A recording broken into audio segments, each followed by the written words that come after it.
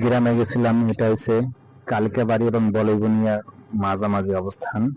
এখানে এই জায়গায় দেখতেছেন যে হচ্ছে কলবি ফুল বলে। এটা এমনি লাগাই রাখছে, এটা কোনো তেমন একটা কাজে লাগে না। এর জাস্ট এই গাছটা মানুষ জমিতে আইল বা জমির সীমানা হিসেবে ব্যবহার করে এই কলমির ডাটা। এই ফুলগুলা বেশ সুন্দর, সাদা, দেখতে ভালো লাগে। এটাই খুব সুন্দর ফুটে রয়েছে গাছে।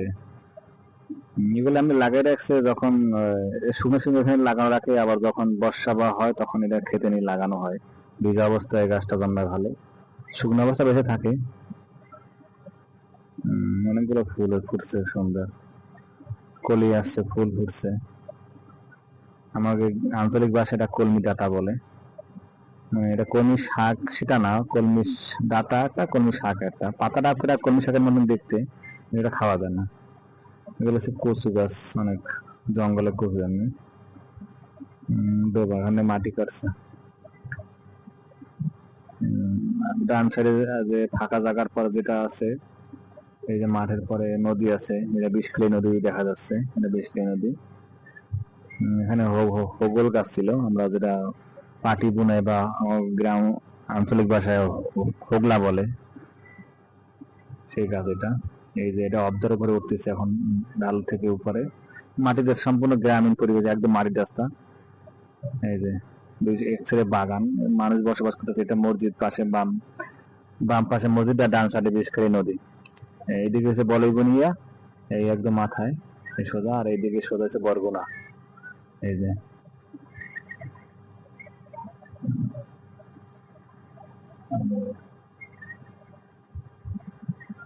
এটাকে খৈলান বলে। রাস্তার মাঝখানে পরিষ্কার করে বানাচ্ছে সাদা, এটা এখানে ধান শুকায়, বিভিন্ন জিনিস শুকানো হয়, মরিচ টরিচ। এটাকে আঞ্চলিক খৈলান বলে। এটা জাগার মতন। এটা পাশে সিম গাছ আছে।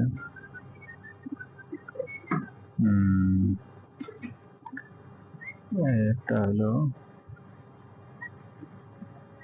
একটা গরু বাঁধা আছে, এটাকে বলা হয় সুলিস। মানে এখান থেকে পানি ওঠানামা করে, খেতে যায়, জমিতে যায়, নদী থেকে খালে হয়ে নদীতে চলে যায়। এই যে নদী থেকে পানি ঢুকে সুইচ হয়ে এই রাস্তাটা সুলিস হয়ে যায়। ডাক্তার দেখানোর চেষ্টা করে যে সুলিশটা এখন ভাটা, তো পানি নাই, শুকনা, হালকা কিছু পানি জমে আছে এখান থেকে। এই যে পানি কাদা, এই যে দেখা যাচ্ছে ওই যে ঘেট, ওই ঘেটটা জাগায় দিলে পানি এদিক থেকে ওদিকে, ওদিক থেকে ওদিকে। এখন হালকা একটু ফাঁকা দেখতে ভাটার পানি নামতেছে এখানে, যেটা আসলে বন্ধ। এই সিজনে গেটটা বন্ধই থাকে বেশিরভাগ। বর্ষা সিজন খুলে দেয়, তখন মানুষ ধান চাষ করে। এখন তো মানুষের খেতে জমি, ফসল, দুলাত বলে যেটা, অন্য অন্য ফসল দেওয়া যায় না। এখন আমরা কাঁচা রাস্তা দিয়ে যাচ্ছি, আবার দুই সাইডে কলা গাছ আছে, জঙ্গল মতো। আগে অনেক গাছপালা ছিল, 2007 সালে বন্যা হওয়ার পরে অনেক ফাঁকা হয়ে গেছে। এখানে মানে এত জঙ্গল ছিল যে দুই সাইডটা একদম অন্ধকার থাকতো রাস্তা, এখন ফসল হয়ে গেছে।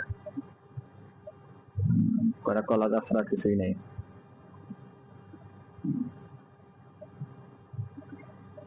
এখানে কিছু কৃষি আবাদ করছে, ছোট মাঠ, খেতে জমি, পরে আবার বড় বাগান আছে।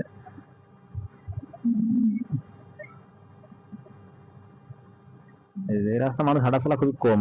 এই যে মাঝখানে একটা দাগ দেখতেছেন, এটা হচ্ছে আমরা বলি শিলার মতন পরে, জমির জন্য শিলা পরে, ওরকম। এখান থেকে হাঁটে খুব কম মানুষ, তাই দাগ নাই, যেমন ঘাস জমে গেছে রাস্তায়, মানুষ খুব হাঁটাচলা কম করে।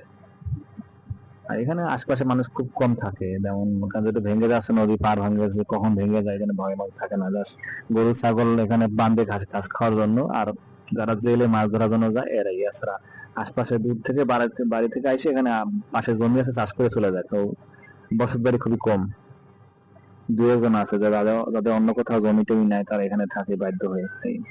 এটা একটা বড় জঙ্গল এক কথায়, অনেক জঙ্গল। এখানে গাছপালা আগাছা অনেক ভরে গেছে একদম। ভিতরে নামাটা বিপজ্জনক হতে পারে, সাপ টাপ থাকতে পারে, কিছু থাকতে পারে।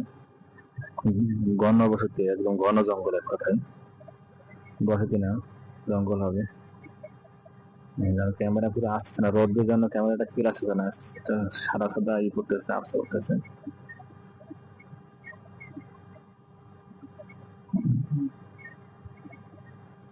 এখানে বেশিরভাগ গাছই আছে এন্ডি গাছ, বড় বড় গাছগুলো বেশিরভাগ এন্ডি গাছ। এগুলো সব আগাছা গাছ থাকে জঙ্গলে। বট গাছও আছে দেখতে পাচ্ছি, সুপুরি গাছ আছে, কলা গাছ তো আছেই।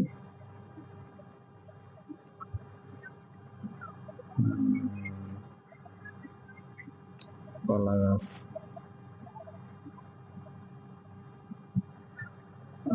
এই যে এগুলো দেখতে পাচ্ছেন রাস্তার পাশে, যেগুলো হাগরা শাক বলে, আমাদের গ্রাম অঞ্চলে আঞ্চলিক ভাষায় হাগরা শাক বলে। এই শাকটা আসলে বিষাক্ত, এটা না খাওয়াই উচিত। কারণ এই শাকে যে যে যে পরিমাণ ভিটামিন বা যেগুলো আছে, সেটা অন্য শাক থেকে পূরণ করা সম্ভব। তাহলে এই বিষাক্ত শাকটা না খাওয়াই ভালো। হয়তো টেস্ট একটু বেশ ভালো লাগে, একজনের কাছে একরকম লাগে, কিন্তু যতই ভালো লাগে, যদি এটা বিষাক্ত এই ভিটামিনটা অন্য কোনো শাক থেকে পাওয়া যায়, তো এটা না খাওয়াই উচিত। ছোট অবস্থা তো খাওয়া সম্পূর্ণ নিষেধ, তো বড়টা খাওয়া উচিত না।